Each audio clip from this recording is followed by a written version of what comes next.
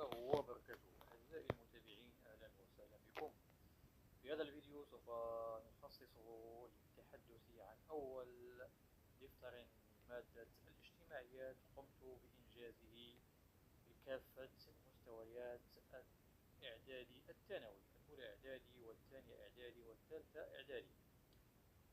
هذا الدفتر كأول دفتر لمادة الاجتماعيات في تاريخ المدرسة المغربية، يتضمن واجهة فيها بطاقة هوية التلميذ، ثم تقديم بسيط حول هذا الدفتر، ثم الخانة الأولى لمكون التاريخ، حيث وضعت تصميما لكل درس، حيث التلاميذ يكتفون بكتابة عنوان الدرس وكتابة المقدمة، ثم الأنشطة مكتوبة، يعني نشاط أول مكتوب، يعني فقط العنوان مكتوب، ثم ينجزون ملخصات الأنشطة، يعني سوف نشتغل على الملخصات في القسم، ثم يكتبون الملخصات في التصميم المناسب لها، يعني في المكان المناسب لها.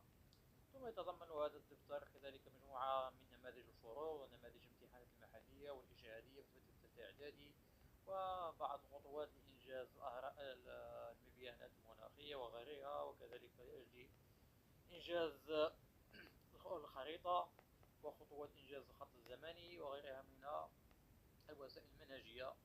كذلك مكان مخصص لإنجاز ملفات، ومكان مخصص لإنجاز تطبيقات الدروس، حيث كل درس لديه تطبيق لأجل الدعم والتقوية.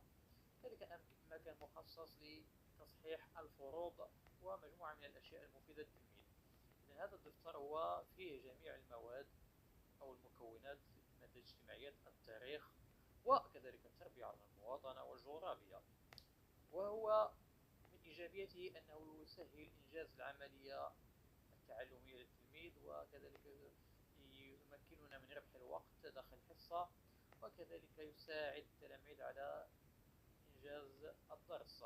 وكذلك هو خفيف الوزن وثمنه في متناول التلاميذ، يعني يطبعه صاحب المكتبة فهو من يقوم بطبعه، فأنا فقط أعطيه النسخة، لا أتقاضى أي شيء من ذلك، لله في سبيل الله يستفيد منه التلميذ وصاحب المطبعة. أما أنا فهذا الدفتر فقط لله في سبيل الله، لكي نساعد على تحسين وضعية مادة الاجتماعيات وجعلها أكثر أناقة.